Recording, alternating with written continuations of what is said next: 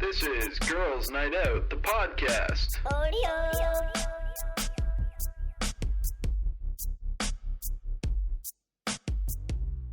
We're rolling. All right. I still don't remember which number. Welcome to episode 70. episode. Whatever. And you can do it right.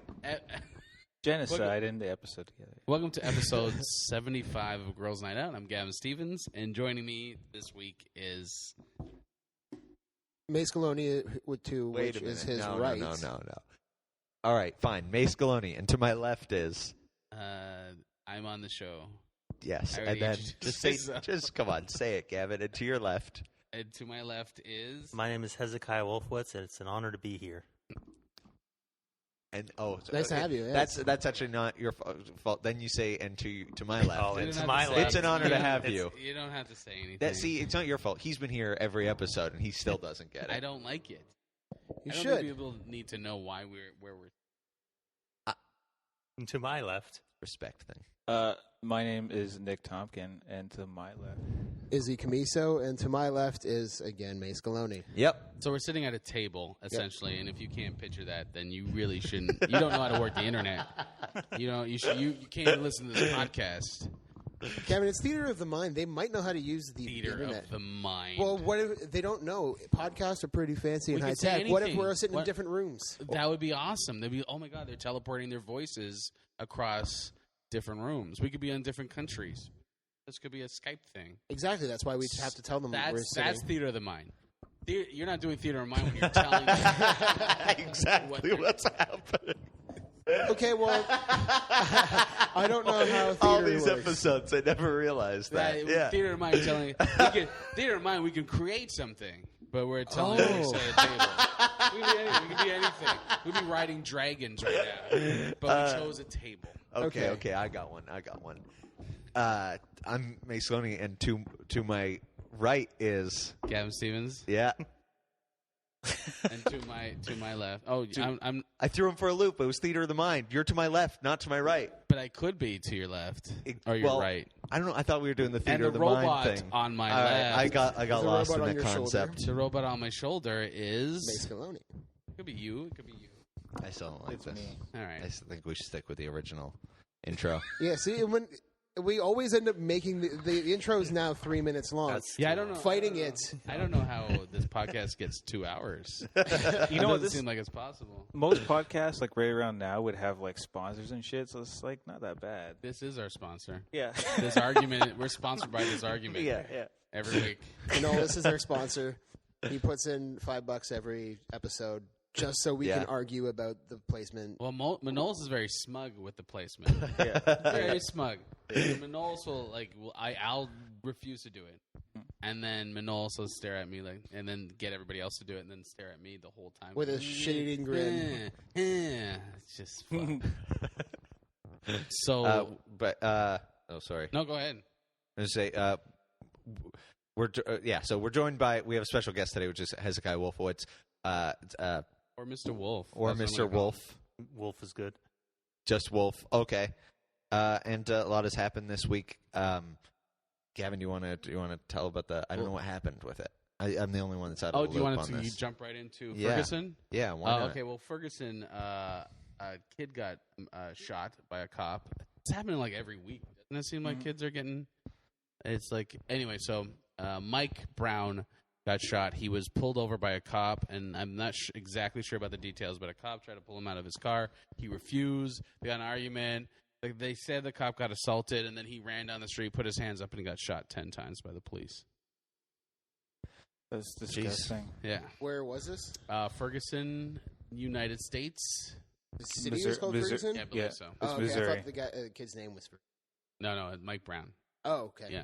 And he was ethnically He's black. He's black. Ethnically black. Ethnically challenged? Is that Yeah, what we- you're No, gonna that's say? not- that's not what I was going for at all. And he was ethnically Inclined? Ethnically inclined? disabled. No. He's Yes, that's another ethnically- good option. He was black. Yes. Okay. Was that hard for you to say? No, it was It fine. is hard for you me guys to say made while it making weird. eye contact with a black person. Yeah, He that's- always statements around. He's like, reassurance. can I say? You know, I'm about to say it, Yeah, Gavin. can I say black? Just give me a nod so I can say. Do you need one of every ethnicity? Like when you go to a Chinese buffet, do you need a Chinese person beside you? Yeah. Okay. Yeah, I order my chicken balls and then I bow to them. That's racist. That is you Yeah. can't get more racist. Yeah. But I thought I was being accepting and worldly. Accepting in their restaurant. Yeah. I'm tolerant of the way you decide to display your food. All at once. Thank you. Many thank yous. Do it back. All I can eat of it. It was like a prank phone call where they would like call the Chinese food restaurant with like Chinese sounding music in the background, like and ordered like chicken balls and everything. It's like super racist. Which was it? Like, bing, bing, bing, bing, Well, if bing, it's bing. prank, prank phone calls, it Yeah. wasn't like that was like 80s. Yeah, it was old 80s, school early shit. 90s, so nobody really gave a fuck about being Yeah. politically correct. Like, Yeah, I still think that political correctness doesn't like people kind of like with Asians. They're just like, oh, okay, come on, that's not nice. But no one's really like on the up and up on their side. Like, okay, no, don't make fun of them. oh, we're on their side because they're gonna own the planet if they Yeah. don't already. Yeah, Oh, we don't have a choice, man. hey, I'm on their They're side. going to put asbestos in everything we own at some point. It's true. Lead poisoning and asbestos in our toys. Yeah. And our buffets. Yeah, oh yeah. They own everything, dude. The new Transformers just came out, right? Yeah. And a good chunk of that movie was filmed in China. Was it really? Yes, because that's where they're making all their money. Oh, they filmed a lot of that there. Really? I Yep. didn't know that. Crazy. That's why Michael Bay's a huge hit. The new Transformers was terrible. It was I haven't seen it, but you know it's terrible. Yeah. Teenage Mutant Ninja Turtles is terrible. It just beat out Michael Bay's earlier movie. You just have to appeal to most people. And Yeah, most yeah. people are fucking retards. Yeah. Right, it's sound and colors, Yeah. and robots and stuff like that. And if you don't speak English, they can translate it easy. And it's action, action. We're on a tangent here, but the average movie that you see at the theaters now is absolute trash. Yeah. Yeah. Like it's garbage week in, week out. It's just you have 5 options of garbage to choose, Yeah. and you have to take your date somewhere. Yeah. Well, movies aren't doing good. They're doing terrible this They're summer. doing terrible. Yeah. But like There's no options. they're overpriced. Like a pop, $4 Yeah. for like a medium sized thing when you know it costs them pennies to do That's that. where the actual theaters, though, make the money. You know, that's the sad part. Food, Necessary evil to sell overpriced food. drinks, and and it's become like giant food courts. Yep. All I hate going. I love the old movie theaters where like you're empty and they're giant and like they're $8 to go see a movie. I like those old. I like Jackson Square cinemas. They're more. They're $9.50, but that's still like I get that. That makes sense to me. Yeah, I like no, I that get cinemas. I don't know. For me, I just being on both sides of being like part of the club, Yeah. and then part of independent. I would pay more for independent. I would go see an independent show. Just something about it, you're getting something. You're taking a risk, but the chances are you're either going to get something really shit or you're going to get something really unique. Yeah, well, you see people are willing to come out to shows. Even the open mics has a steady, like a group that comes out to most of them. Yeah. And that's an open mic. Like, I guess it's free to get in, but at the same time, it might be like 2.5 hours of like, it could be shitty some nights, so it's exhausting. Or it's great. Or it's great, and that's the point. They're still willing to. Yeah. So I imagine a lot of people would be willing to like pay $5 and come see a show that they know they're going to get value out of. Sorry. I've always loved like pro-am shows for that reason, because you have guys that have been doing it for a while trying new stuff. You have new guys that are working on their stuff, which should be new, and it's just a mix of everything. And when everybody's on point, it's an amazing evening for like $5. Yeah. I was going to say something I completely forgot, but I think the pro-am nights are great. I think that's what's happening in comedy, because if you look at like the Comedy Bar in Toronto, where they're doing better than the Comedy Club, because first of all they're bringing names, but it's also you're getting something different every night. What's their price? Like, what's their ticket cost? I don't know. It depends on the show. Like, you can go see Todd Glass for $15. Oh, really? Yeah, or you might go see someone like Janine Garofalo for $20. Okay. But $20 for Janine Garofalo is like... That's good. And the room's always packed because they got Groupon specials and stuff like that. So, like, I can put on a show and I can sell it out. So it's just, and it's cheap for me to rent if I want to do it. It's just I don't know. I think that model is going to change things, and I think the other clubs are gonna. The comics pay for the place, and then they sell tickets. Is that how it works? Or they sell. You keep the door. They help you sell tickets. They keep the bar, which is kind of like, but still, it's a good option. Yep. And most guys make money. Like every show I've done there, I've made money after paying everybody on the show. I've made $300, $400. Yeah. Yeah. So and there's one in Montreal like that too, where I made money. It's not. I'm not making tons of money, but I don't need to make tons of money. I just want to make a living. Yeah. And I like doing it my way. I like the audience that goes to these shows too, because generally you're getting people who know about comedy. Yeah. So you're the Frank Sinatra of comedy, is what you're saying. And I'm the Frank Sinatra of comedy. I was not going to say it, but I hold that one back. Well, Sorry. It's like a What are fart. you gonna do, Yeah. Don't worry. You don't need to get It's it. just like a My fart. way. There you go. Okay, Yeah. got it. Nice. Got it. That took way too long. Yeah. I'm embarrassed about it. So, don't shoot any children, is what that segment Yeah, was about, basically. how do we make that about us so easily? We went from a kid getting shot, and then we're like, comedy. Well, we went to Transformers in between there. Yeah. And then, I got a feeling this might be a really comedy, talking heavy episode. That's all right. Yeah, it's fine Yeah. with me. we all kind of know it, so Yeah. we usually talk about it anyways. Too, Yeah. when we hang Yeah, out. and this week there was obviously a huge development, and you know what I mean. Yeah, I know. There, Like a zit. Robin Williams died. Oh, But, I wouldn't it really say, yeah. developed the plot I don't of the whole comedy yeah. world. You know what I mean? It's more of it would be the A huge opposite of event? a development. Because a development What is suggests that we're gaining something. what is not a development? A Tragedy? I guess so. A development? That's what I'm wondering. Development. A development? A development. All right. It's still a development. A man died. A and man this is what we're died. doing. I know. Regression. Yeah. At least he's not here for the semantics.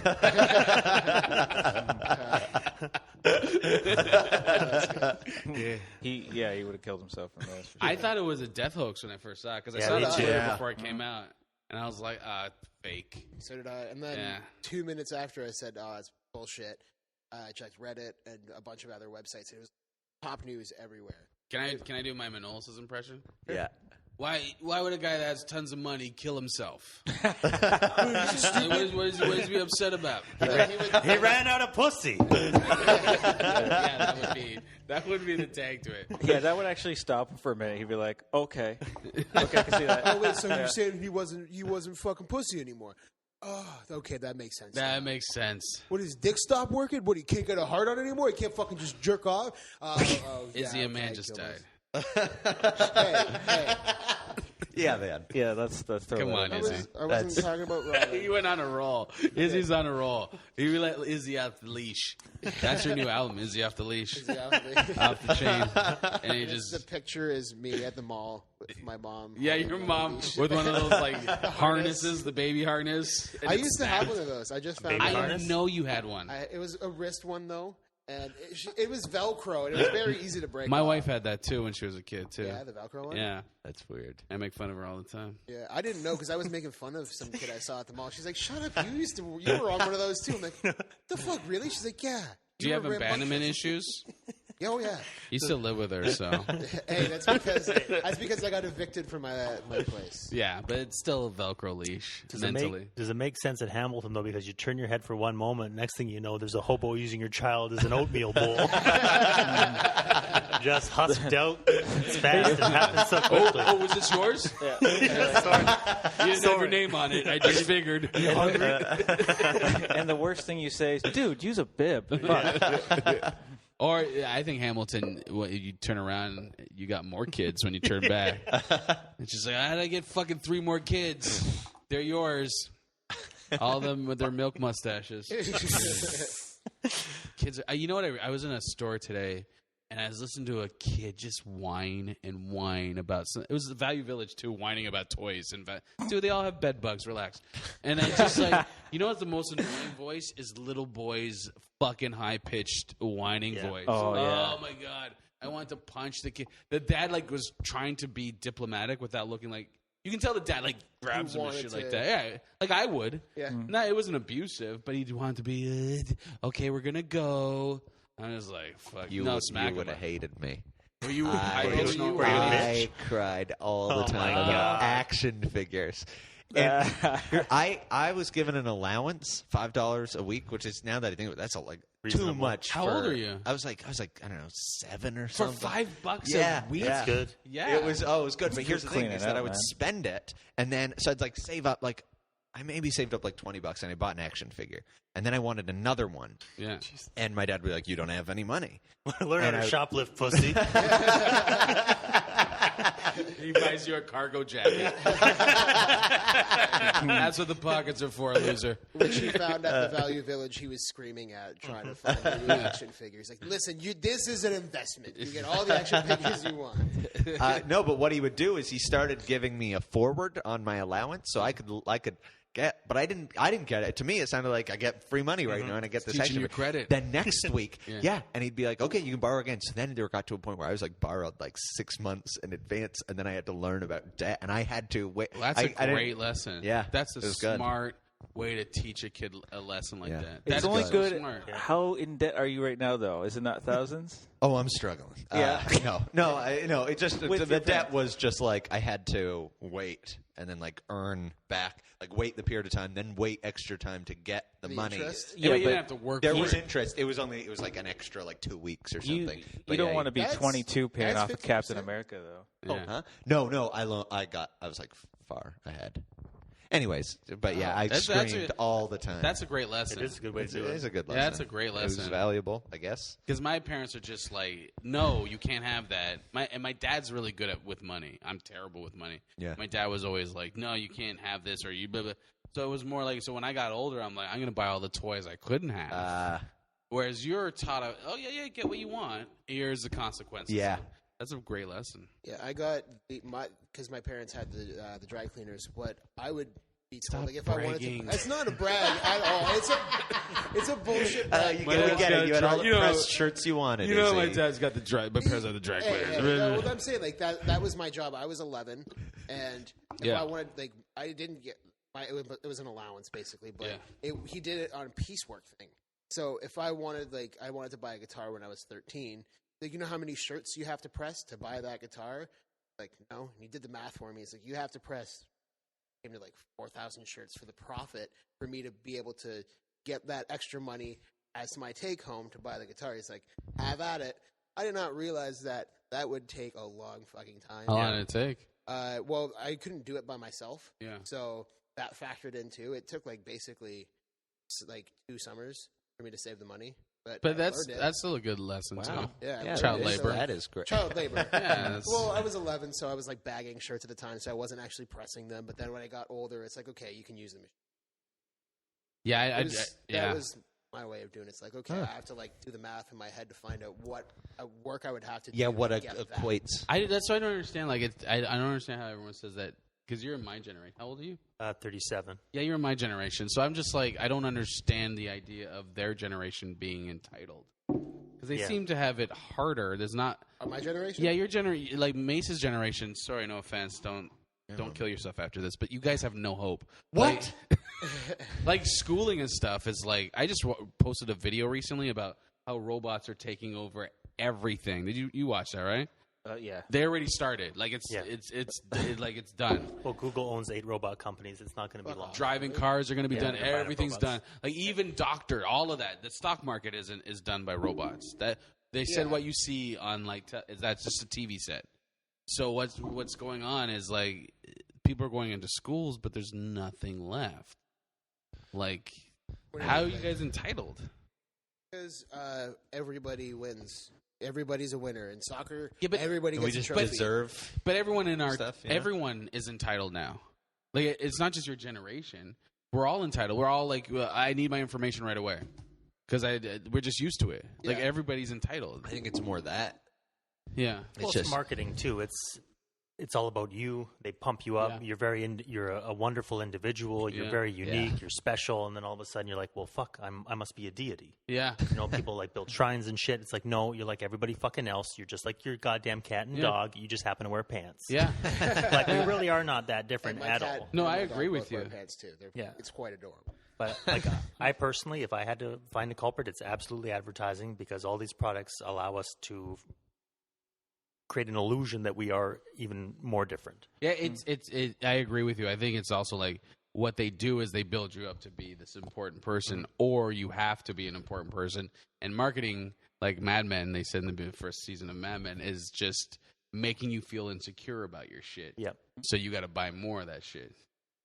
That's And basically speaking about making you insecure, like all social media too, is everybody else's, their lives are portrayed in this like ideal way that you comparing your life, which you see all of, you only see the best parts of theirs. Yeah. But you see all of yours, feels less, and then that adds more to the insecurity and inferiority. I do like when people post genuine pictures. Like there are times where buddies will capture a pic of you and it's good. And and I do like that about social media. But I agree with you where when you're fucking staging your whatever event you're at to post a picture on wherever, that's bullshit. Because you know what? Like, it stops it being real. Like, why the fuck are you even going out of the house? that's why you should do more stand up. Because your mentality toward things are perfect for stand up. Yeah. Yeah, it's just like your perfect mentality for stand up. Well, not that I'm pressuring you, I'm just saying. yeah. I didn't mean to put I don't you in want to that. add to the pressure. The problem is the retirement plan to bring him back to Robin Williams. Oh, yeah. That is a... Yeah, let's go back to Robin Williams. But I felt bummed. I will say this. Norm Macdonald's tribute was awesome. Did you see what he did on Twitter? I didn't watch that. See it. He basically did a bunch of tweets about the first time he was on Letterman, and he had to follow the funniest man in the world, which is Robin Williams. Yeah. And he does all these tweets about how he was talking to his buddy on the phone. Robin Williams came into his room, started measuring his inseam, pretended to be a Jewish tailor, and did this whole bit with him just backstage before he was going out, having fun with this guy who he didn't know at the time. Yeah. And it was just a great tribute by Norm. What I will say about Robin Williams is it just came out that he had Parkinson's. Yes. Yeah.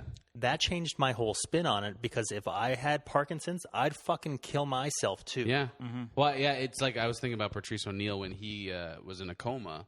I'm like, that's the worst thing for a comedian, especially when you're still going. Like Robin Williams was doing movies and stuff, and it's still bad. Yeah. But like when you're a comic, that's like, you're taking away everything about me. I got nothing. Yeah. I would be like, you just fucking put me out. I didn't Put know. me out. I didn't know about the. Yeah, just came his out. wife. He just found out that he's in early stages of Parkinson's. And is that why he checked himself into rehab? Probably as a preventative. I don't 'cause know. He knew it was gonna. I don't know. come out. He checked himself into rehab a month prior, and Did he? Yeah, and then he got. But I guess that would make sense. Like, oh, I got Parkinson's. It's probably gonna push me off the edge again. So. Well, remember Pope John Paul II? Nobody fucking wants to end up like that. No. Oh, God. Well, you Marty McFly. Yeah. Yeah. Michael J. Fox. Yeah. I met Robin Williams at Rivoli. I saw him and Louis Black do a set. That's a pretty awesome show. Yeah. And Louis Black went out first, and the crowd wasn't really. They were there, but it was like his stuff was fucking on point because he was doing Canadian politics. But Canadians don't give a fuck about our own politics and stand up. But he was on point. It was really funny. And then Robin Williams went on and killed. It was great, and he was a really nice guy. Talking to him after, he was a really nice, just a really the quiet, nice guy. Yeah. Wow. Yeah. It does suck though. Like, this is a guy that everybody's grown up with. Yeah. Yeah. Everyone, like, there was a point in time when he was like the symbol of comedy. Like, Carlin was for a generation, and Bill Cosby and Richard Pryor, and then he was in the 80s. He was kind of a symbol for, like, that was comedy. It was Now, I have read though about him like taking jokes. It's more. I think I can't speak for anyone, but I think it's because he's so kind of stream of consciousness. Yeah. Slipping into shit. I've heard the same thing, and he's like very apologetic about it. He would always pay when he realized that he did. But it is strange to me though that he like it's a known thing that he took a lot of jokes. Yeah. That was a frequent thing, and yet he's still revered. Well, there's a comic who used to tour Yucks. I used to work with him all the time. I'm blanking on. My brain's been like shit this week, and I forget his name. But he punched Robin Williams apparently because for taking material. Jeez. I forget his No, name. I didn't mean like who. I was like, who? Yeah, he That's punched him in the face. fucking He punched him. But the problem with that comic is that he does the same act he's been doing for the last 20 years, and he hasn't gotten past that moment. That's all he had. That's all he had, and it's like, but the guy could be. He's kind of a stream of consciousness like Robin Williams, but it became an act. It became very solid, and he never got past that. That one act. That one, like that's his story. That's his thing. Did that ever make the news? No, nobody. It's kind of stand up. You know what I mean? Yeah, stand up in the 70s and 80s. Like Still, yeah, I would think Wild though West. punching Robin Williams though. Do would generally be- people even give a shit about comedians stealing jokes other than comics? No, Yeah. but like if a fight broke out, it was just like it was like they weren't. Boom. They were in that. He was just beginning to blow up, and they were working clubs in San Francisco. Yeah. That'd be like like the level of like, well, because he's getting. Yeah, but no, The it two would be mid-level guys. it would be like Hannibal Buress. That level. It would be like Cal Kinane. It'd be all that level. Just like one of them. Yeah. Another guy Yeah, on yeah. a comedy strip. Although now we do have we have media for stand up, so it'd be completely like there's a whole back scene kind of. You can go to websites about stand up. Yeah, okay, that makes sense. Just because there was no B source material, like Right. Yeah, It's before the internet, man. That's like mainstream media or nothing. yeah.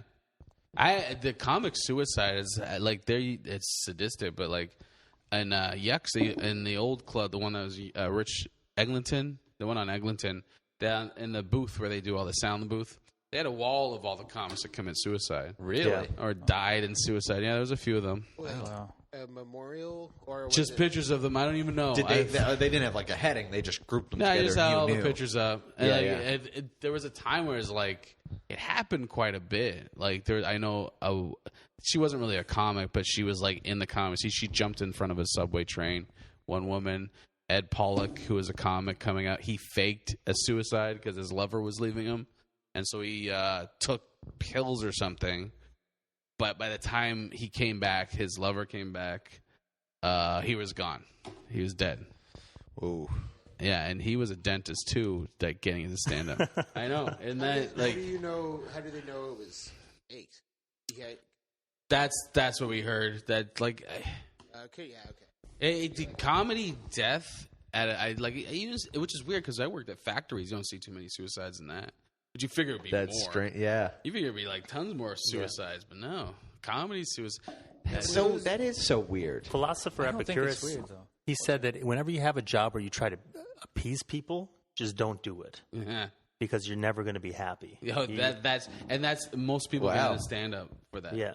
Well, that's it because the sands are always shifting. You're like for one day it's going to hit, the other day it's not, and you're there spinning. Why the fuck didn't it work? And who knows? But even worse is your value. Like Yeah. promoters, like one day you're valuable to people, and the next day they don't even talk to you. They don't even look at you. Like you're not even valued as a human. And it's not that I'm complaining. It's just that that's just how it is. It's just like, oh, we're in this business, and you can do this thing for me, so you're great, or you're connected to something that I want to connect to, so you're awesome. And then, the next day you're not, and I don't need you, so I'm going to go somewhere else. Yeah. And that's show business, which that fucks people. Yeah, up it's too. too bad it's not separate. Like it is so tied together. Your stand up with your identity it would Yeah. be good if it just be like we're all workers, and it's like you have pull right now. Yeah. That you can help, but you're not going to be a dick to the other guy. You're just not going to get booked. It's why I think child actors. I think that's child abuse. I think put your kid into. Oh yeah, It's child abuse because like all those kids from the 80s and all those sitcoms, they're keeping how many people employed, including their parents. And then one day they're worth nothing. yeah. One day the show's done. Like for us as adults, it's hard enough. As a kid, that fucks you up, man. Yeah, and nobody is telling them like, "Hey, this just is happening to work right Yeah. now." They're telling them they're the best. Yeah, you're the greatest thing. Yeah. You're great. You're great. You're great. You're great. You're great. And then one it's day like, they're not. Oh, you're that guy that we don't want anymore. Yeah. No, we don't want you. And you know what? Too, people are ruthless when it comes to entertainers. They love you and then they hate you Yeah. and then they rip you apart and then you gain 20 pounds. You're on the fucking cover of some magazine. Yeah.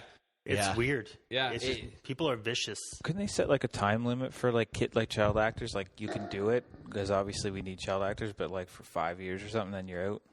They could. I have a lot of respect for people who make their money and get the fuck out. They move to Montana. They're like, I'm done. I made my money. I'm lucky. Fuck everybody else. Well, like Darlene from Roseanne went and got her degree at Harvard.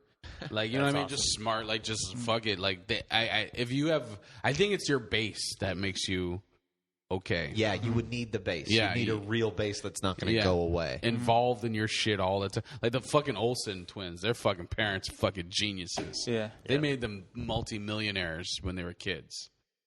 And so They're they in don't need control of it now. Yeah, but that's what the parents are setting them up for. And they don't need to do anything. They don't need to be in the spotlight. Yeah. And then But you man, get I was just going to say that, like the idea of a job where you please people makes so much sense, especially with the whole workers thing, because they don't have to worry about that. They do their job, they put in the time, and then they go home. Well, that's it. They go back to their muscle car and maybe a steak dinner. Yeah. They get their reward outside of work. Yeah. And that's what sucks about comedy is people joke that, you only have to work 2 hours a week, but you don't. You're always working on shit. You always got to stay sharp. You're basically sharpening the sword all the time. Yeah. All the time. Is it wrong to say though that to some extent that maybe that like committing suicide and maybe having a real understanding how the world works and your heart being heavy on things all the time play a role to some extent? For sure. Watching Malcolm in the Middle, the character is like, I know it sounds weird. I know, but the character's a genius, and he's cynical because he knows how the world works. Yeah. So that's the whole premise of that show, is that he's just like, why is everyone acting this way when it's shit? Mm-hmm. Yeah. And so I guess that's when you're, because we're all outsiders. Stand-ups are outsiders. That's, and that's, I know that sounds tragic and horrible and really melodramatic, but I think we are, and I think we look at things differently. And so you're like, why the fuck does things work this way? Yeah. Yeah. Exactly. Another comic who killed himself was Richard Jenny, and they actually just released a new album of it. Like, obviously he didn't release it, but it's called Roll With It. And it's just like a compilation of shows he did at casinos, and so they like took like material that he did. It wasn't, a lot of it was like, I haven't listened to all of it yet, but what I have is great so far. It's brilliant. And but yeah, it's just like material that he never really put out because some of it was specific to like a casino crowd. Yeah. But that was just like last week they put that out. That's what I like about stand-up now. It's changed so much that the idea of alt and like road comedy, it's kind of just, it doesn't exist anymore. Like, it's just, like, I was listening to an interview with Ron Funches, and they like, we're playing the Comedy Store, and the Comedy Store is notorious to be like a rough room. Like, it's in LA, it's just like, that's Andrew Dice Clay's room and shit. Yeah. But a lot of those alt guys are going there because they're just like, it's like the Bill Burr mentality of, you just play everything because you want to be a good comic. Yeah. You don't really fucking put yourself in a label or category. So it's like Richard Jenny, you look at him, I didn't really listen to him, but he's that joke writer that just like wrote a whole, like, he's just a joke writer. Oh, his bits are brilliant. Yeah, they're so strong, and he thinks it all. It seems at least it seems like it's all thought out ahead of time. Yeah, it all flows perfectly, and it's brilliant. He's like Gaffigan. Yeah. He's like just a more energetic, and I'd say like more like sarcastic. Yeah. Jim Gaffigan. But the idea of that, it's like he's got these bits. It's just a whole bunch of bits, but it's like you can learn something from that too. Oh yeah. It's like there's no. I don't know. I guess I'm off topic, but that's what I mean. Is like I like how comedy's going there. Where it's like it's not road versus alt anymore. So you can appreciate older guys. I was watching earlier today it's a TED Talk from this guy. He was a comedian, or he's a comedian. His name's Kevin Briel, and the title of it was Confessions of a Depressed Comic, and it was actually touching on a lot of stuff, like basically hitting all the notes you guys were just saying. It was really interesting. So if you ever wanted to check that out, TED.com. Was that link on the page actually? Yeah. Was that released since Robin Williams? No, it got popular because of that. But that it looks like it was posted. What's the original date? Filmed May 2013. So, is our profession known as like a really depressing for us. Yeah. And do people know? Like average people know that? they do now Because of Robin Williams? Yeah, that and like prior kind of made it more known, but now with Robin Williams, like Carlin, yeah. Would it the be addicts, like now people are more seeing like, oh, okay, they're usually the outsider. But what about like the average person going to a comedy club? Do they look at it like that, or like just make me laugh? Sometimes there's just I don't get it, just make me laugh. But then people like will see shit in the news like Robin Williams. Everybody I know that I don't know like I know outside of comedy, they've been like, oh, are all your friends depressed? I'm like, not all of them, but a good chunk of them. For me, it's like it's always waves. Like if I'm not exercising, it could be shit. So I got to exercise at least 4 or 5 times a week to keep your mood up, just to feel better, just to feel good. Yeah. I know I have to, so I do it. I'm doing it all the time, but it's just I can get caught in my own head and just like just get caught and get upset, and I can work out stories for everybody in my life that are just like fuck. I think that's one of my biggest curses as a person is that I'm always in my head. Yeah. And like the past 2 years, I don't want to sound like a douche, but I've been reading up a lot of Zen Buddhism. Yeah. And they're really about just reflect life like the water reflects the moon. Yeah. Quit being in your head unless like do it when you need to. In a utilitarian way. Yeah. I need to think this through. Okay, I'm going to do it. Now I'm just going to observe, and enjoy it. Yeah. Enjoy it. Yes. Smell the roses, see the birds on the wires, all this stuff. Yeah, that's sorry. And you feel better. Absolutely. I feel a lot calmer.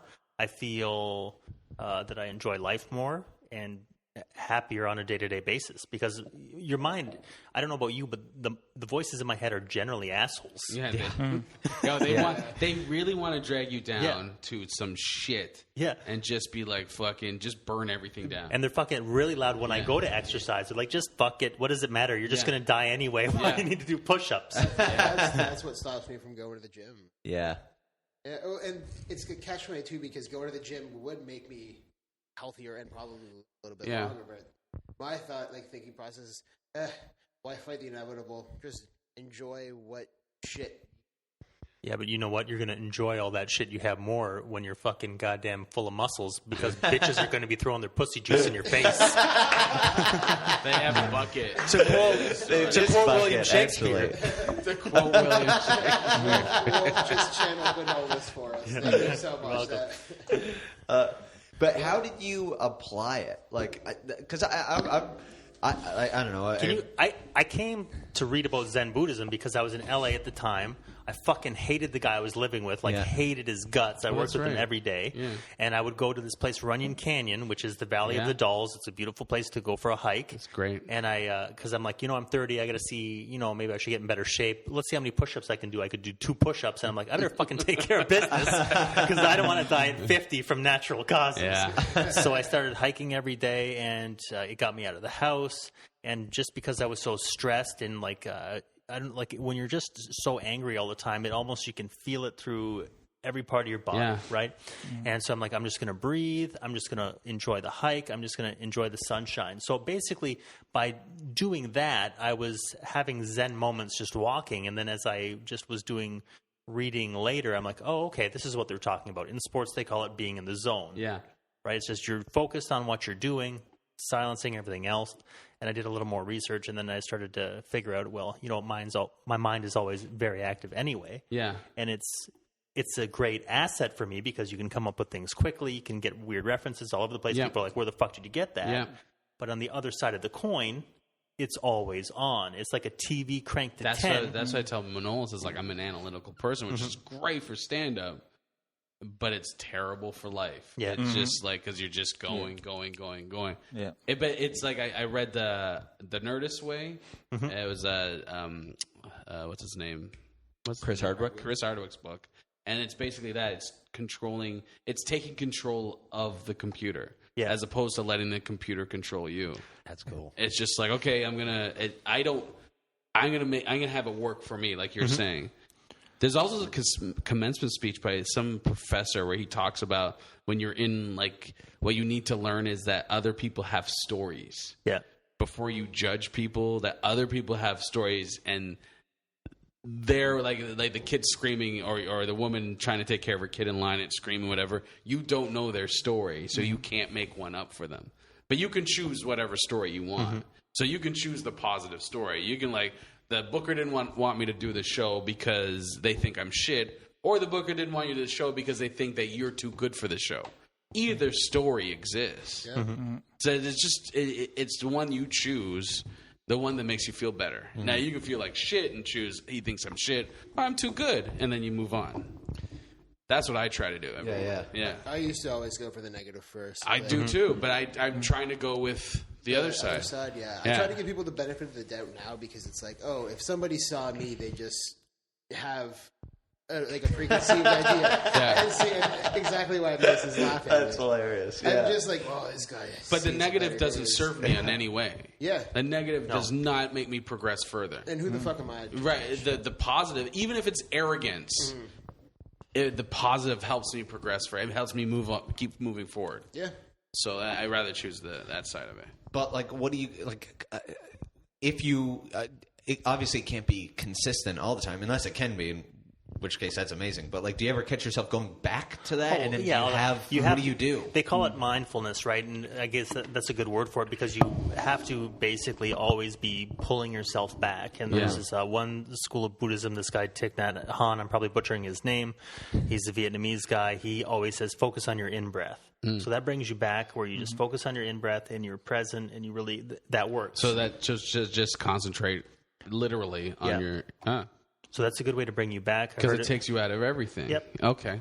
And I heard a great quote once, don't believe everything you think. Yeah, that is a great quote. Period. And you know what? That's because we always assume that the voice in our head is right. Yeah. It's like the voice of God, right? Yeah. And that's complete donkey shit because it's our upbringing, it's what we've been told. It's your ego. It's totally our ego. It's and you know ego. What? Just because it's barking at you, I don't know about you guys, but I've changed my mind at least 1,000 times throughout my life. To be I can never be proud about what I believe because it could change tomorrow. But you don't even know what your reflection in a mirror is correct or not. Yeah. Your perception of that is not everyone's perception. No. Manolis Hands that gives us a DVD Revolver, and exactly what you said is that you think it's God. You think that's your friend and he's helping you out, and it's not. No. That dude is destroying you. Yeah, and you got to learn to tame it. There's certain people. I'm assuming it with guys like us that. I know it's for everyone. Everyone has an ego. Yeah, and it's what he said. It's like what you learn as a kid. It's schooling. It's everything's. It's like a tree in your backyard. It's got deep roots. Yeah, and you got to learn how to trim it because you can't get rid of it. Well, I feel and I agree with that. But I think some people are actually more well adjusted than others, and some people might not have that bad of a Maybe, maybe, but I think with Mr. Wolf is saying, I love saying that, is there's training behind it. That's practice. You have to do that a lot. Just, get to the point where you're just really enjoying the moment. Like I walk to work, it helps. I look around. I look to see if there's a cat. I look to see if the wind is pushing the trees. Like all this kind of hippie shit. So specific. I look to see if there's a cat. I went through a very similar transition. I'm trying to simplify my life and shit like that. And I'm like, I take the bus. We have 2 cars. There's no reason to take the bus. But I just found it was completely relaxing. You look left or right, and you're like, I've never seen that building or that giant alleyway that's got all this artwork down. It's like, what happened? Where the hell does this shit go?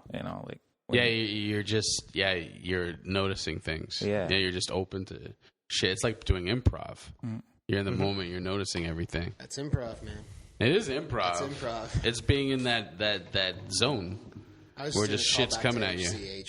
Oh. It's one of our episodes. Well, that's good that you called back a radio show that people know that they haven't listened to. We have listeners that know. 3 weeks ago. Yeah. A 3-week-old. At the very least, that was ambitious, Izzy. Izzy, I'll be your ego, and I'll say stuff to you. Let's do. Actually, are you going to be what you think my ego should be, or what you know my ego is? I don't know. I don't know what your ego is. I guess everybody does. It's always negative or positive. Like at the end of that Revolver movie, the guy's he's naked and he comes up. Have you seen? Have you guys seen it? I've never seen it. You saw it, right? Oh yeah. And he comes up. He's basically the whole movie's him fighting with himself, and it's just the idea that you got to get rid of everything to understand who you are. And at the end of the movie, there's a guy who's a gangster, and he thinks he's been donating money in his name, and it's just fucking with his head. And he comes up and he basically apologizes to him, like, because they've been going at each other for this whole time. And he goes up to him. And the gangster, the evil guy, is completely in the wrong. Yeah, he doesn't need to apologize. No, and the other guy he's fighting with his ego in the elevator going up there. Like, what the fuck are you doing? Like, why are you doing this? You need me. And then he gets up there and he's like, I'm sorry, I was wrong, and blah, blah, blah. And it confuses him. And he comes down. He's like, fear me. He has a gun in his face, and he opens the elevator. He's like, fear me. And he's naked. He's just in his underpants, and he's just like, fear me. And you realize, oh, you ain't shit. You're nothing. Yeah, and for the record, that if you haven't watched the movie, that doesn't ruin it. No, at it doesn't all. ruin it. Like it's such a great movie, and it's so. No, I wouldn't say complicated, but it's deep. So knowing what happens won't really change it. But it's about the ego. It's it's exactly what you're talking about, man. It's like Manolis turned me onto that. Yeah. And then you watch DVD, the commentary. It's great too. I did some Buddhism for a couple of years, once a week. Actually, the place is just around the corner from here. And the message that I don't know, the monk was trying to give to us was that if you have an ego, that you try to reassign that ego to things like doing good for others rather than doing something doing good for yourself, and that way you can still have an ego, but it's always you can't get rid of it. Yeah, you can never get rid of it, but it's like it's controlling it. Yeah. Yeah, that's the one. Yeah, it's like one thing I used to do is like I would just go around, just drop money in the parking meters like that were about to expire or whatever, and then that made me feel good about doing it, even though it was probably nothing, but it helped. You know, it was like it's like what I said about you can choose a different path. It doesn't matter if anyone agrees with it or not. Yeah. It's for you. Yeah. You know what I like about that though is that person that you drop the money in their meter, they probably have no fucking idea you did that. But if they got a ticket because you didn't get there in time, they would have had a shit day. But their day was just like, oh, yeah, cool. Yeah. Oh man, I thought I was gonna get a ticket. No, I didn't get one. There you go. Thanks, Nick. Yeah. Mace is parked outside, and actually he didn't put money in the meter, so yeah, he's I don't give a shit now. Darn it! I didn't even think about that. I just walked in. I just realized it now too. You want me to go down and do it? No. What time is it? This sounds planned. Yeah. It's 6:13. Don't you owe me money for bringing that up? Maybe. Here, do you want $2 to put in? Maybe. I don't know. Should I do it? What do you think the chance? When is it? 6 is, or is it 9? I think it's 9 here. Okay. Go do it anyway. Go do it now. Take it because if you have a ticket, it'll make the show exciting. Yeah. You didn't get one last one, but don't tempt it.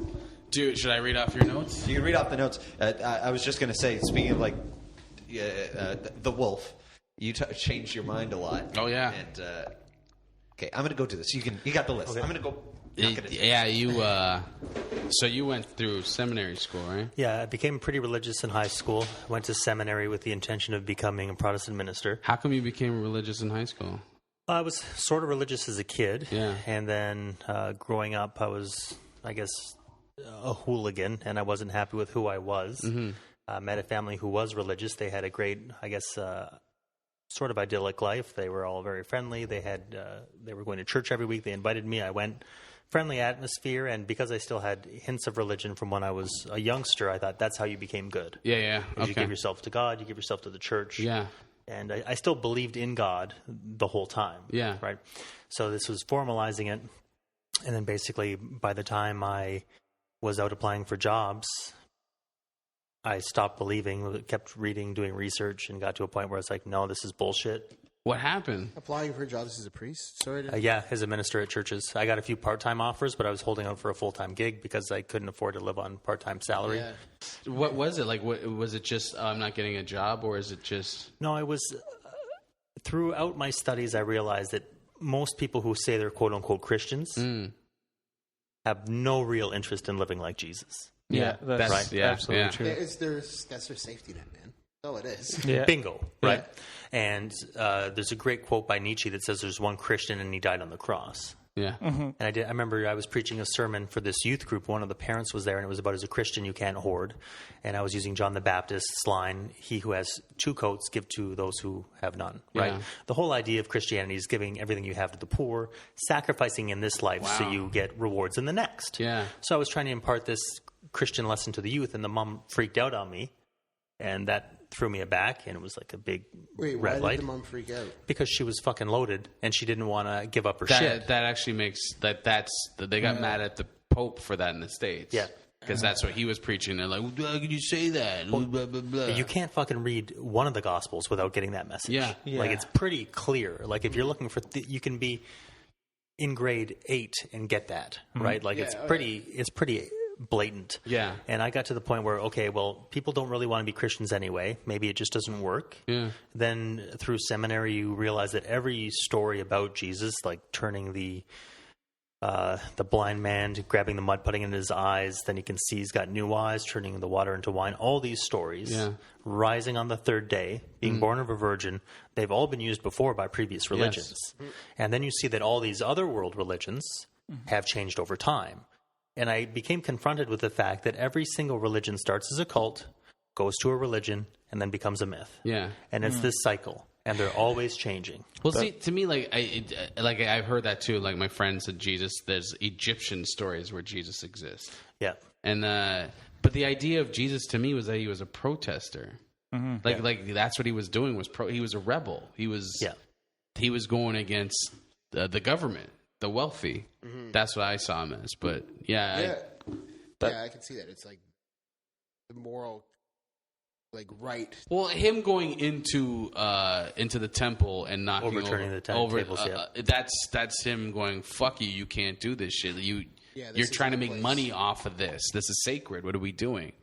It's just that's like when they were protesting Wall Street. What was it? Occupy Wall Street. It's the same idea to me as that. It's That's how I saw it. What? The miracles are bullshit to me. Like that means nothing to me. That's just magic tricks. No, they're magic tricks that they use to like teach not fables. What would you refer? Like Proverbs. Proverbs. That's the one. To kids, like Sunday school, I remember hearing that shit, and I was like, "This is insane. This guy is awesome. He can walk on fucking water. That's crazy. Yeah. I can barely swim. This guy's awesome." Yeah. But I got out. Like I didn't get out. I just stopped believing in God like very young, basically grade 8. Yeah. Did you go to Catholic school? Yeah. That's the quickest path to atheism. That's what I was going to ask you. Yeah. Did you go to No, Catholic I went to public school. I wish I would have went to Catholic school. I would have saved a fuck ton on OSAP. Yeah. I was going to say, that's actually like a really rare, but also like really admirable personality trait that you had like all that investment in that idea and then just saw a couple things and you're like, fuck that. You know what I mean? It's immoral. Like, I'm sure there are people that in the same situation would say, well, what else am I going to do? Like, a lot of my friends are religious. My whole community is religious. I can still do this gig. Yeah. But I think a lot of people do that. This is the thing. I watched that documentary on the Pope, the one that just retired suddenly. Ratzinger? Yes. And his right-hand man, like, these are the people, they're upholding the religion. And this guy was fucking doing all sorts of drugs, fucking his kids. Oh, his right-hand man, the Pope's right-hand man, is fucking his own kids, fucking his grandkids, fucking everybody. He had a place where he would go and fuck third world children. And I'm like, you want me to believe in this religion? Yeah. And you're in charge of the religion. When I did jokes about the Catholic Church when I was doing stand-up, people would get so mad at me, and I'm like, listen, man, priests are fucking kids. Yeah. Yeah. I can't make jokes about that. Yeah. You're paying people to fuck your children. That's fucking hilarious to me. Wake the fuck up. Did you get to a point in your stand-up where you're like, when you hear people and you talk about Jesus or something, and you're saying something truthful, not just a shock, and they go, and you get that, they get offended, and you're like, how old are you? Like, where you just don't understand that? Well, that's the thing that I hated was... It's good and it's bad because you have nights where there are enough people that are into your shit and they get it. They're like, that rules because, you're you're doing what you like and you're getting people to think. And then there's other times where like you're at an eatery somewhere and people are just like, it's dead stares. They're offended that you would even bring it up.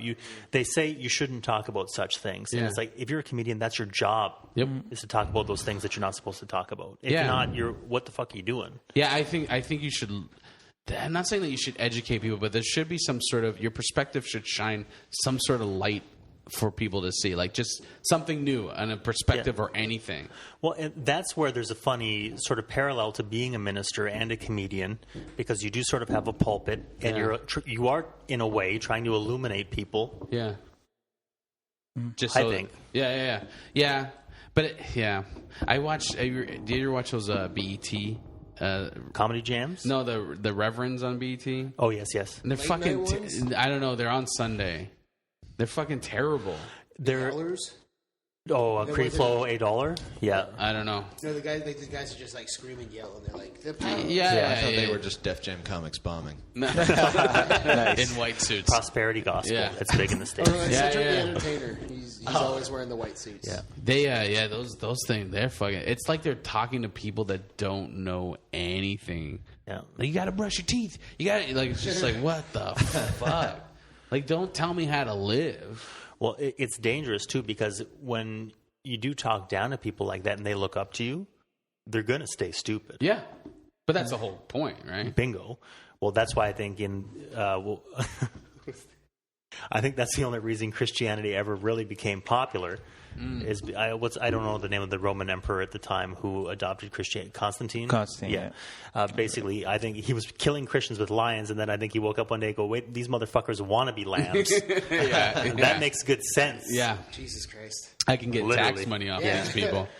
I can make tax money off these people. Why am I killing them? That's another thing that got me out of Christianity, is it really encouraged people to give everything in this life. Yeah. And when I realized, wait a minute, if this life is all we have, that's the worst fucking advice ever. Well, yeah. If that's what I was saying to my friend. I had a comic friend of mine passed away a few years ago, and I was like, this can't be it. Mm-hmm. This is shit.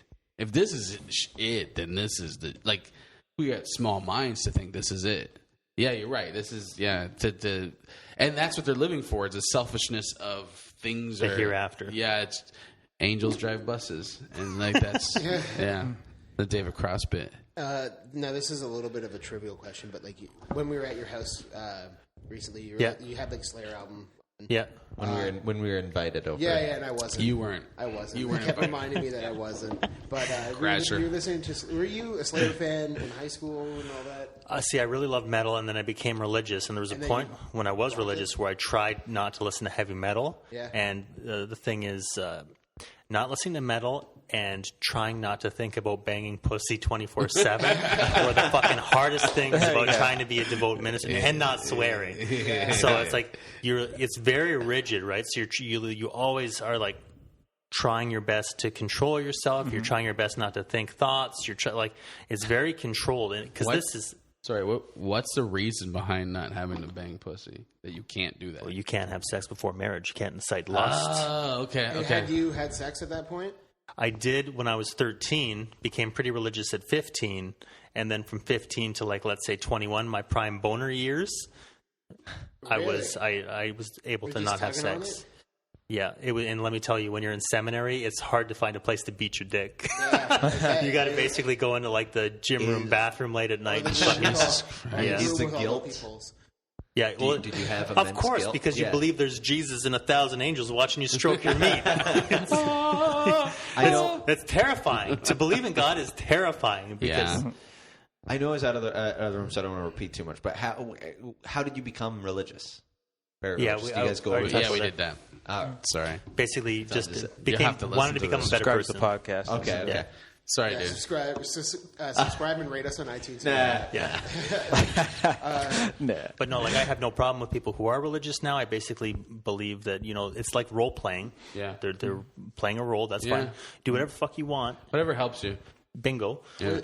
With back to the metal thing, was there that was your own choice, or was it when you were in school for it, they're like, okay, no, you can't have any part of that? Well, the thing is, you should probably... they don't come right out and say it like it's not in the Bible. Yeah. But when you're listening Well, to it was satanic at one heavy point. metal, like it's like Well, yeah, but there's also a bunch of Christian metal bands, Yeah, which I but they're- find funny because most of the chords that they use, some of them were banned by the church many years ago. Like they're now called the horror chords, but it's just like a triad basically. So it's like like an upstroke on it sounds like but okay. part of a horror movie. But let's go into religious. Wouldn't God create those chords? Like, didn't He create those? Technically, but So- because when they were doing like all Why would the, God create chords and go, but if Well, he they didn't- play these chords He didn't- on a guitar, I'm gonna fuck them up. it's about rules to keep people in line, Yeah. right? Like, and that's what the church does. And control. that's, like even Jesus talked about That's that. what because fucking businesses do. That's Bingo. what everyone does. They set these rules and these just fucking arbitrary rules to keep people in line. It's like funk music. When you listen to funk music, you're gonna fucking shake your ass. Yeah. When you listen to rock and roll, you're gonna dance. So I can when you hear certain chords, it's gonna bring out certain emotions, like the blues, things like this. It does pull emotion out of you, and I think that's where the fear was. Also, you start thinking on a different level. Yep. You start going into the living in the moment. Yeah. You start becoming, Well, even like if you go to a church, like think about, not in the modern time, but let's go 200, 400 years in the past. You go to a church, there's incense, there's a choir. It's a goddamn rock show. Yeah. Like it's really special experience. It's ethereal. It's extraordinary. Yeah. You step into the presence of God. Yeah. I went to church 4 years ago. It was for like a christening or something. I was fucking mesmerized. Yes. I was like, I could go watch this all the time. Really? It's just because I'm not connected to it to be like it's boring for me. It's not boring anymore. It's like, whoa, what's that? And look at that symbol. What does that mean? And blah, blah, blah. It was just like, it was fun in a way. I mean, I wouldn't do it every Sunday, but it was fun to watch it. I could not do it every Sunday. And I didn't. I never did. Like my parents were Catholic, and that meant that they had crucifixes everywhere in the house because they're fucking Italians. But they would never go to church, and they broke whatever fucking rules they wanted. Yeah. But if you get like a good priest or a good reverend or something, and they're doing their sermon, and they get to that point where they're doing their own personal thing or their own personal interpretation, it could be. Sometimes it was interesting. I remember as a kid listening, it just like, that's interesting. Yeah. And most people wouldn't listen to it. Because I went to that Catholic high school, they made us go to mass. It was mandatory. Same once with a me. month. We had to walk to the church, Yeah. and the two priests, like there was first I had Father Paul and then Father Bob. Both of them were actually awesome dudes. I still run into them this day because they live in my mom's neighborhood, and they're still super nice guys. And it's just like I feel bad. I'm like, I don't agree with any of your beliefs, and you've dedicated your entire life to it. They must know it's not real. You know, on some level, they might, Yeah. but they're never going to come out and tell you that, right? Yeah. Because they're getting paid by the fucking church. Yeah. But you know what? You can still respect them because they're doing what they want to do. You're doing what you want to do. Yeah. Yeah. Oh yeah. And I respect them. The weird thing is now, like I've come, I wouldn't say not full circle, obviously, but like there was a point where I was very angry because it's like, fuck, I could have been doing what I wanted to do this whole time. Yeah. But I was focused on this. But it did keep me out of trouble. I didn't get anybody pregnant. Great experience. It was a great Yeah, experience, yeah. and to think your way out of it is invaluable.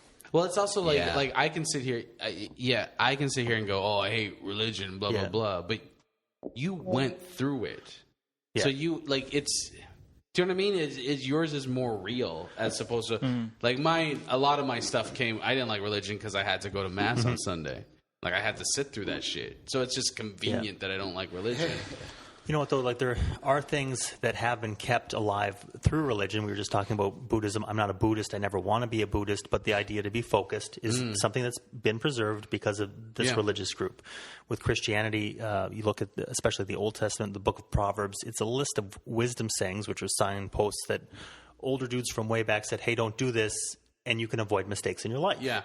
And whenever somebody says something, like in the book of Proverbs, I was always surprised how many verses were dedicated to young men not fucking married women. And that's still great advice. Yeah. Do not do it. Do not do it. Don't fuck. We had a whole chapter on that of don't fuck women. And we just repeated it over and over. Don't fuck married women. It is great advice. Yeah. My problems with religion start and stop at like them fucking other people over. Like when they're out there with their abortion signs and shit, Yeah. and I'm just like, go fuck yourself. You're just slut shaming, and like, hating on gay people, or in case of what's going on in the Middle East right now, where like people are getting their fucking heads sliced off, little kids and shit like that. I'm just like, fuck you. I don't give a shit about your religion. Like you're killing but people. those are fanatics. Yeah, they're Like fanatics. my parents don't go to church or anything, but my mom wants to know that my grandmother's in heaven. Yeah. Well, who am I to take that away from her? Yeah, you don't have to. Yeah, I don't. The fanatics in anything and everything fucking suck. Yeah. Like even the fucking nerd fanatics. Like when they're too much, The when difference- they're drawing comic books at your show, they fucking suck. The difference for me is that someone gets to marionette that whole control thing. Like you were saying, like the Christian or Catholic churches say, you're not allowed to have sex before marriage, or there's like a person who wants you to do something that's not even in the Bible or anything, and they're just like, well, God wouldn't like that, and just kind of like controlling people with. But if we didn't have the idiots, we wouldn't know who the smart people are. We got to have those people. There got to be idiots. There's got to be people who follow. You know what's crazy too, and I agree with you. You get mad at the person who has the puppet strings. Yes, yeah. But it's the puppets who want it. Yeah. Yeah. They'll fight you for it, man. You know, it's like why everybody's like the 99% should rise against the 1%. You know why they don't? Because everybody wants to be on the fucking top of the pyramid. I was talking to who was I talking to? Oh, I was talking to somebody. I won't say any names. He was talking about a Simply Red concert they went to way back when in Toronto. He's telling me that, and I'm like, oh, Simply Red, who everyone else boycotted apartheid. They went in and played. Yeah. He's like, yeah, I like their music though. Yeah. You know what I mean? Like, Yeah. it's just, you're right. It's like there's people for it. And they don't give a fuck. Yeah. People want leaders. People were monkeys, man. We, for whatever reason, look to leaders. It's a problem. Like, Yeah. I used to, like, people can say that, fuck the Queen. We don't want the Queen. I love the Queen because you know what? She's very well mannered, and people are going to always look to some asshole. Might as well be fucking Queen Elizabeth II. She's a wonderful lady. She brings in crazy tourism dollars too, Yeah. though. At least you know she's an asshole. At least you know that. Yeah, I don't know for sure, but My friend told me what happened was this is his theory. There was tons of mushrooms, and everyone's taking these mushrooms and having trips, and then the mushrooms became less and less. So only a few people could take the mushrooms, and they'd take the trip and come back and tell them what's happening. And then they realized that these people, based on the trip, they could tell them anything they want, and they would do it. And that's how this idea of leadership and religion came about. Well, it's the same thing with like shamans then too. Yeah, that's where it all came out of. It's like, I can control people with this shit. People will follow me and they'll listen to me. Yeah, Art went to Peru and tried ayahuasca or did that thing. He basically went because he wanted to trip balls on DMT, but Trip balls on DMT. Yeah, it sounds like a good time. But, the shaman that was running the place that Art went to, just got arrested because he was trying to start a mini cult. But dudes would come in and out. He wouldn't fuck with them. Just like, yeah, here, trip, have fun. Like some guy will be watching you. But when hot younger girls would come, he would try to become like a cult leader and would just fuck them. oh yeah, And like literally, they'd be tripping on DMT, and he just like raped them, and they would have no clue because they're completely out of their mind. Wow. And yeah, he just got arrested. He was out in Peru, and he was English. He's from London, and they extradited him. Well, I think it's just we're talking about people with power manipulating people who want to be around people with power. Yeah, As happens in that case, religion is in everything. We see it all the time. We see. when I got my first, when I became an atheist, my first job was a sales job, and what was hilarious to me was the similarities between sales and evangelism. Yeah. It's the same thing. Oh, yeah. It's exactly the That's same hilarious. thing. Even the same language, conversion, Really? follow up. Yep. Yeah, that's true. Jeez. That explains why I hate sales too. That's fucked up. Like it's just like, yeah, I agree with it. It's just, that's fucked up. And even like the church, like it's in the Bible, you train a child in the way it shall go, and when the child is old, they will not depart from it. Yeah. And like advertising, get them young, Yeah. get them ready. Yep. Yeah, the military's like that. They fucking wipe you out. They just like, I went to military school, and what they do the first week is they just wipe you out. You went to military school? Yeah, I went to military school for 2 years. Because you're troubled? Like, were you? Yeah, my parents were worried about me. I was in trouble. They spent a lot of money for me to go there. But the first week, I must have lost 30 pounds in the first week. Ooh. Yeah, they wipe you out because I never did any exercise. And you're running every morning. You're running 3Ks every morning. Being like berated, like sir, screamed call at. me sir. Yeah. Oh, it's all of it. Push-ups, sit-ups, like screaming in your face, calling you like worthless. And by shit. the end of the week, my pants I couldn't hold them up. They were dropping off. They were giant. It was just, but they wipe you out. They wipe out all your training, and then they reprogram you. Yeah. They knock you down to build you back up the other way. That's stiff. I'm glad I didn't have to go to military. You went for 2 whole years? 2 years. And did you change as a person by the end of it? No. No? I think I learned how to go through pain better. Huh. Like I learned how to go through like uncomfortable things and pain. Yeah. I had a higher tolerance from that. That's what I learned the most from it. Jeez. Yeah, you learn to deal with pain. It's like, oh, it'll be over. You just go to a certain part. And I remember they do this thing called the 15. Like if you get in so much trouble, you have to do exercise for an hour in this backfield. And it's like it's like hard exercise with a weight pack on. You got like a 40-pound weight pack on, and you got to walk through a swamp and throw tires, right? So you have to go through the swamp. It goes up to your waist. Which is a natural thing in real life. You have to walk through swamps and just chuck tires out. Well, they have tires out there, and you got to bring them in and then throw them and then go get the other tire. So I'm taking this tire, and I'm turning, and my leg goes snap. I hear a snap, and I'm like, okay. And so I keep going, and I'm like limping, and they're like, keep going, keep going. So they made me, I got laps and stuff for the rest of up until Christmas time, doing all these laps. And I go to the doctor, I had a full leg fracture. But I didn't know I had a full leg fracture. They're like, you shouldn't have been on your leg this long. But what happened was because you kept walking on your leg is you fused it. So it's healed. Does it still hurt to this day? Sometimes my ankles are weak from it, but I can hear it pop every once in a while. But it was they're like they didn't know if they had to re-break the leg or not. But it was like I didn't know, and the military was like, "Fuck you, you're not getting off. Fuck you, you're just a lazy piece of shit, right? You're making excuses." And so I was running on it, and it fused, and they're like, "Oh yeah, it helped." Because you ran on it. And they gave me a note, and then they were easy. They were like, "Oh," because they can get sued. Yeah. So just even the thought of the pain of your broken bone, like it just fusing. It's giving me chills. But it was fine. I mean, it's that you just I'll put it in the back of my head, and I'll deal with the pain. What would they do to a kid that just like laid down on the ground and was like, I can't? Oh, they figure it out, man. They figure that shit out. Beat them? No, you can't beat a kid. Like I dug ditches. I picked weeds. But I mean, if you just went like, I'm dead. I can't. Yeah. I guess there's not much. The environment was, but nobody felt safe doing that. But they'll take away like your privileges to go home, so you'll be there while everyone's at home. Wait, I don't know. That happened to me. I lost a weekend to go home. So you get like every 3 months you get to go home. Oh, okay. And so they'll take that away. And everyone wants to go home because it's shit. You don't have TV. You have to earn TV. You have to earn snacks. You have to earn all that stuff. I was at the point where I was eating. They had me disciplined. They had me eat what I don't like, which is I hated rice. So I had to eat rice 3 meals a day. Fuck that. Peas and rice. That's 3 not meals. even healthy. They I know. just picked the thing. I ate peas and rice. Did they? 3 meals a day. 1 second. Did they ask you, hey, Gavin, what's your least favorite food? Yes. And you said rice? Yes. Why not just make up I anything? didn't. I never been. I was a softie. I was a softie up until that point. You're like, oh, this is good. They're going to keep my diet off of this. Beef the worst. They're so thoughtful. But they had a bowl and they just scoop it out. Wow. And just give me cold peas and rice. You should have just said something really obscure, something really expensive too. Yeah, like yeah. You know what's the worst? Lobster with truffle oil. Don't even. I don't like it.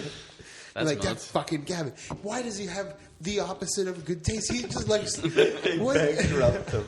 I hate Pop-Tarts. I can't stand them.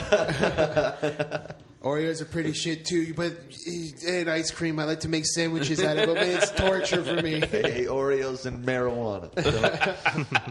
I hate vagina as well. I can't eat that at all. Gavin, you get in that food court and you go on your vagina trough. Fine. Is that where the idea for that bit came from? No, from military school? Yeah, the No. vagina trough. No, the vagina trough. Vagina trough is it's because of glory holes. I always thought glory holes were funny. Like, Yeah. they're just stupid.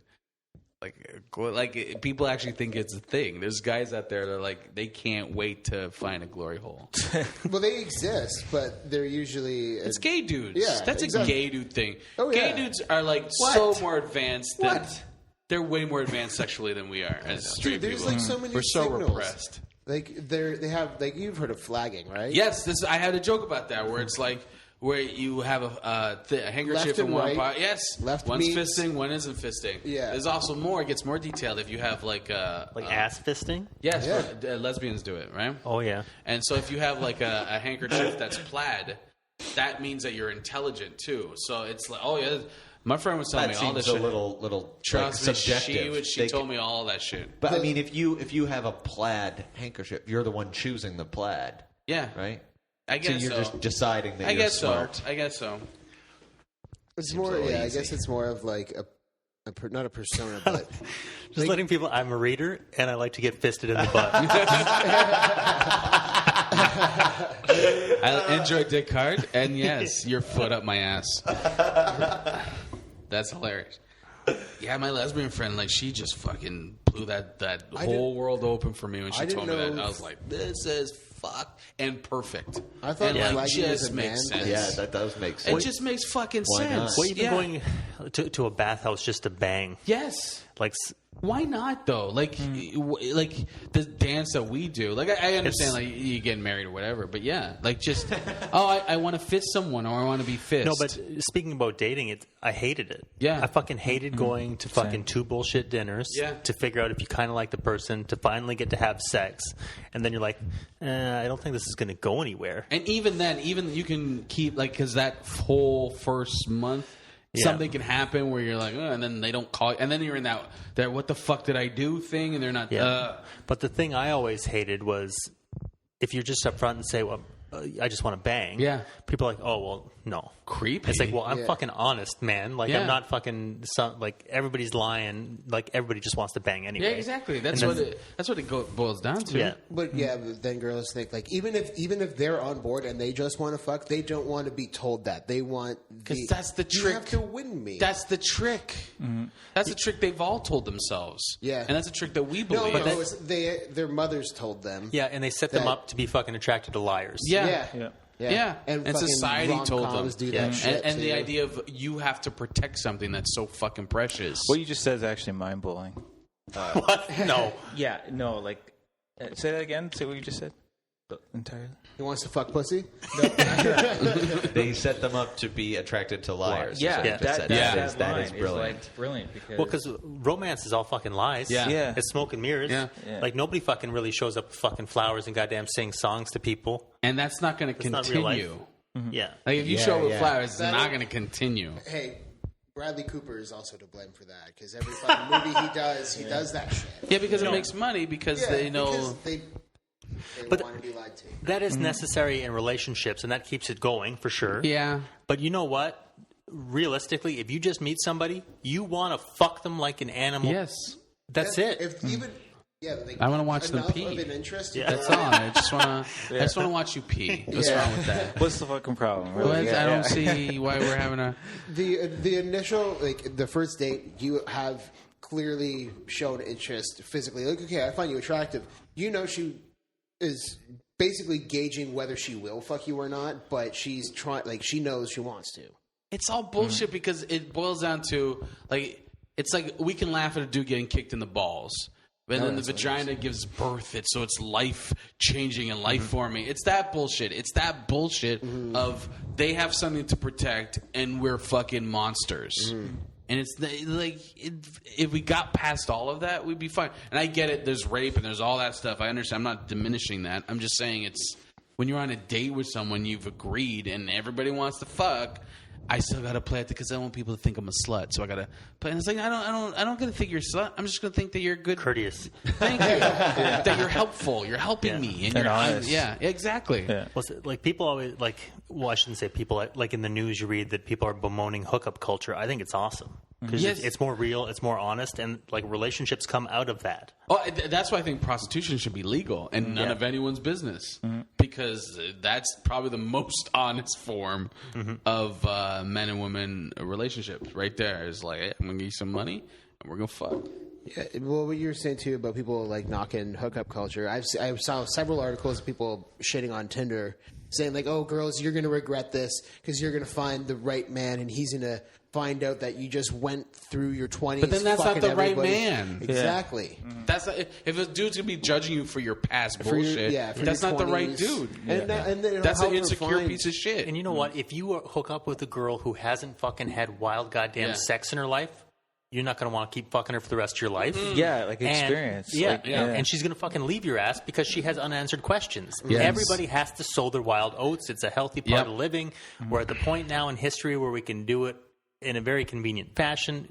Fucking relax. And you can move on and you can like, all right, now I can deal with my shit. Like I know a friend of mine, she's slept with guys in the hundreds.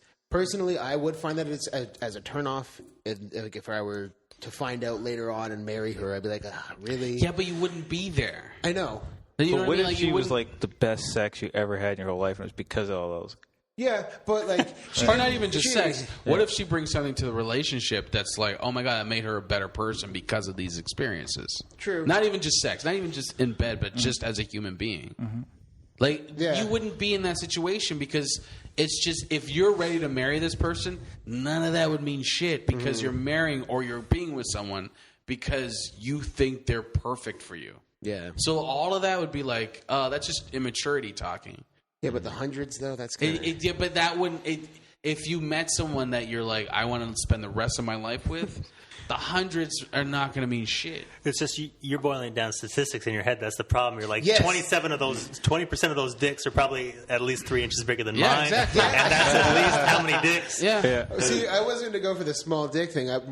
My first concern was, she's probably had the clap several times. Maybe she still got something lingering. knows? Then you brought up the tiny dick. Come on, and like, Izzy. right, I got it. Look who's talking. What? Look at you.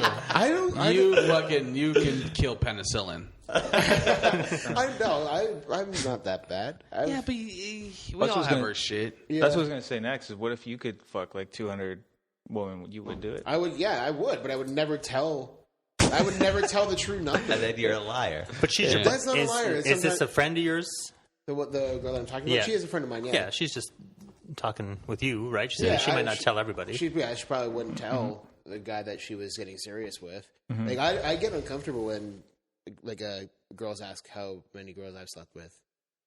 It's I don't know. Like, Just I don't say know. enough to fall in love with you. Find the right one, yeah. Yeah, because I don't know like their gauge of like what's too much, or it's like she like has way more than me, and then she lies about it. It's just like, I don't. Let's just completely I'm skip glad over I that. have someone. I'm glad I'm not in this bullshit. I'm the only one at the table right now. Actually, I guess. You know what, though? Married. It's fucking. I'm getting married in 2 weeks, and I never thought I'd get married.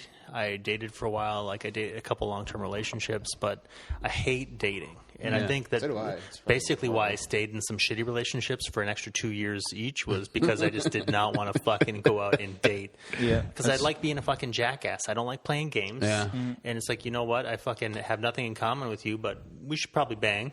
And You want to get to that point where you're shitting with the door open. And you want that the first time. You know what I mean? Like, we got to work I up will to always this. keep that door closed. I should have the door open at my house all the time. But if I had a girlfriend living with me, just you don't need to know. I just meant it as a metaphor. I Like know, you I can, just like you're comfortable to be you. Yeah, shitting with the door open. Okay. Are you gonna do it with the door open?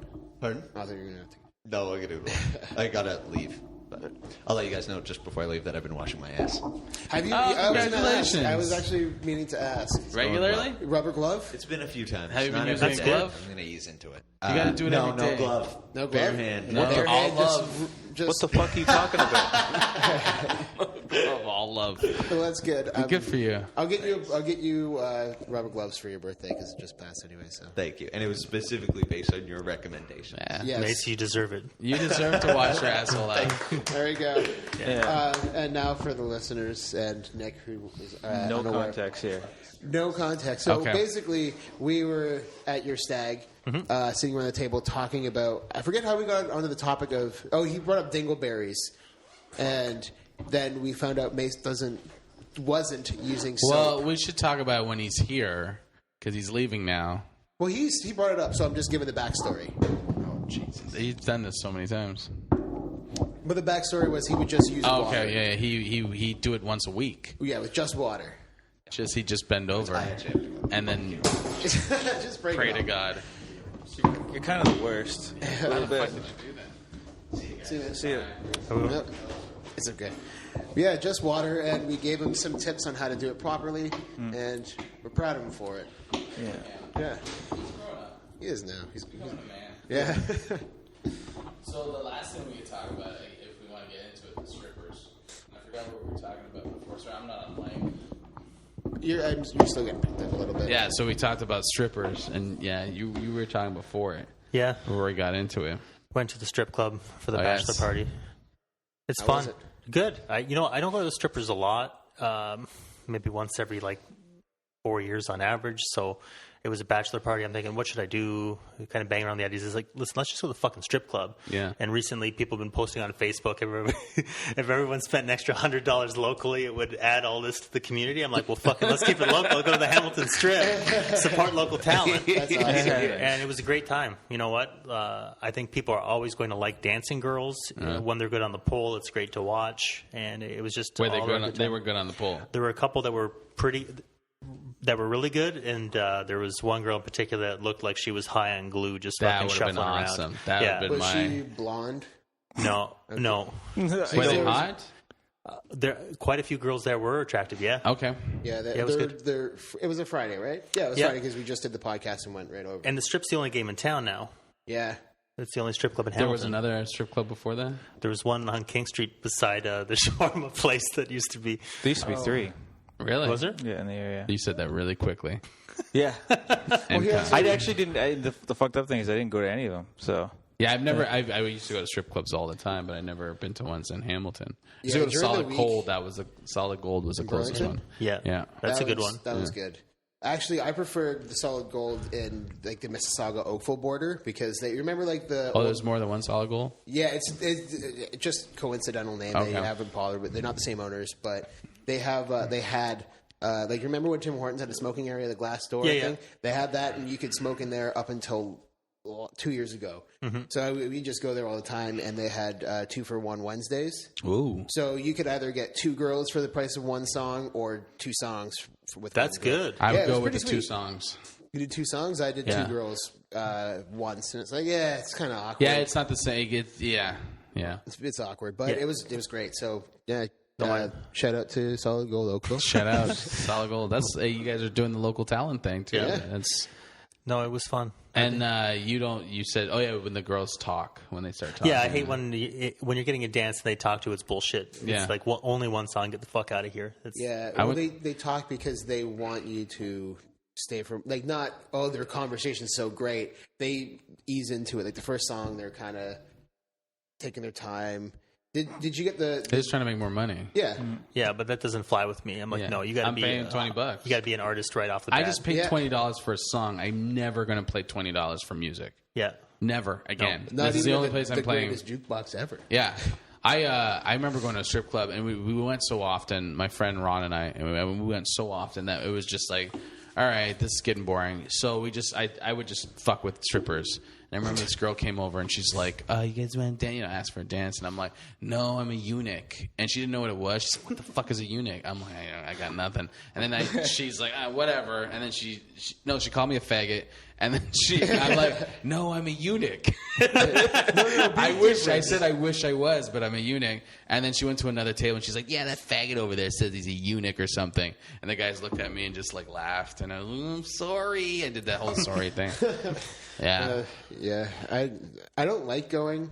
That's kind of boring. I used to feel uncomfortable saying no when they would approach me for a dance. I was afraid I was hurting their feelings. Yeah. So I had that problem too. Yeah. And then I met this one stripper who she actually does Hamilton Strip occasionally. She does like that. It's kind of like a comedy scene. They have a circuit. They go around the same clubs. But this one girl, she was fucking annoying, and she would not take no for an answer. And like, I'd always be like, "Oh no, sorry, I don't have any money, or I'm not interested." I don't have money should be like the one. Oh no, she's like, "Oh, but you got a credit card though." I'm like, "No, I don't." And like, I was still younger at the time. I was like, "I don't have one yet. I'm still a student." She's like, "Oh, you got OSAP?" I was like, "Jesus Christ!" Like, you have OSAP. yeah, That's digging, man. Listen, and she was not good whatsoever. No. And she'd like pull you out of your seat, like try to like walk you, because once you got into the back area, the bouncer will take $20 from you no matter what. Right. Yeah. And that was part of her. that was game. her move. That sucks. Oh yeah. Oh, she's terrible. No repeat visits. What it is at the strip club, though, it's funny to see that everybody has their different tastes, right? Yeah. Like, because me and my best man were talking, like, we're only getting dances from people who have ass. Yeah. Other people that were with us, they don't care about ass. They want people that are as skinny as possible. Who are and have those certain look. people? That's weird. I don't know. It's just that, like, skinny blonde girls. A lot of people like skinny blonde girls. That's For me. I found that older dudes, like every time I've gone to, older dudes love thicker black chicks. Really? I do. I love black strippers. Yeah? My favorite all the time. I like the ones with just big butts. Russians usually have bad attitudes. I don't want to generalize, but the Russians Okay. don't like the Russian strippers. No. Eastern Bloc, not so much. Yeah. But yeah, I Sometimes they've been kidnapped, though. You know what? That's true. So That's very I true. apologize. Eastern comes Bloc from. strippers. Still. When I went to when I did go last weekend, I did speak to some Hungarian girls. They were nice. Yeah. Okay. They wished me well. You know what's funny is every single stripper that I had a dance from wished me well on my wedding. Yeah. One stripper, she's like, you know what? I wish you all the best on my wedding. I was married once. I'm divorced now. I wish I would have worked harder at the marriage. Shut up. Yeah, it was really funny. She great. was great. She's like, you know what? If you ever need a counselor or a mediator, here's my card. Maybe scratch off the part where I'm spinning on a pole. You know, people talk. What's funny to me though is so many people talk shit about strippers. Yeah, I don't like get that. They're human garbage. And Yeah. these are people who go to the fucking clubs. Yeah. These are people who, you want to see them in your life on some level. You want them available for events like bachelor parties. And you fucking treat them like they're subhuman, and if they're not. It's I think dancing girls are always going to be there. We're always going to want to see girls dance. That's the thing that happened with that War Machine thing, right? Yeah. That Oh, guy beat up that fuck. girl, and there's people going after her like, oh, well, she's a porn star. She deserves it. Oh my god! I hate like, oh, so they have this job as a prostitute or they're a stripper or they're a porn star. Doesn't mean they're less than us. No. They're not any worse than us. It's all bullshit. Well, Yeah. and Christy Mack's fucking awesome. Yeah. Like, she's fucking amazing. Like, I came across her this year, no pun intended. Ayo. Well, your computer did. Yeah. Yeah. But, like, she's a great entertainer, and I felt legitimately sorry and heartbroken that she had to go through that. That's, Anybody that could, and she was beaten up hard. bad, yeah. Not even if it was like a known porn star. Something like even if it was just like Any War woman. Machine's stripper girlfriend. Like, dude, you're a fucking piece of shit. Yeah. He beat her to the fucking like. She could have died. Yeah, but the whole there's an article. It's just like people are like, oh, she deserves it because she's the lowest of the low, right? She's Bullshit. porn. Fuck that. I You know don't what? like that whatsoever. I see a lot of like, well, not a lot. I've seen strip like even on Facebook. There's a couple friends and stuff, and they don't like everybody likes to say, oh, strippers, they don't want to be there and all that stuff, and then like they have like money laid out on their bed, and they're like, fuck, man, I can support myself. Fuck all you, and then, like I'm like, is that the woman you're talking about in your mind? Like she's totally uplifted by it. Well, there's some people that probably do the job because they have to. Other people that do the job that they love because they love it. But you know what? Like, That's any job. Yeah. I think people shit on them because they do have a ton of power. They're beautiful, and they can control you as easily as they want to realistically. There's some strippers that really know how to like. Not that they're playing a guy, but they know how to make. know how to get in they your know. head. Like, They're not being dicks. They're No, just I liken it to hypnosis. Yeah. They know what they're doing. Yeah, and it's an art for sure.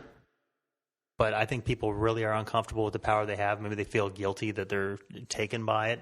Yeah, I think it's like that Puritan, their own fucking. I got to push distance them from my life, but you use it. You use the services like everybody else. You watch porn like everyone else, but they got to. That's not me. Remember when I went out with that stripper that we met at the show one time? Yeah. I was talking to a friend after. It's like, I don't know if I really want to, keep seeing her. It's like, why? How are you any better than her? It's like, well, what do you mean? It's like, I'm not talking about her job, but like, you're kind of a shitty person. Yeah, we're all shitty people. He's like, you're a shitty dude. You get drunk every night. You've done a whole bunch of other shit. Like, she's making good money. I wouldn't date a porn star only because I don't know if I could match up to everybody else. Well, that's intimidating to me. I think there are some vocations that flat out you shouldn't have families. Yeah.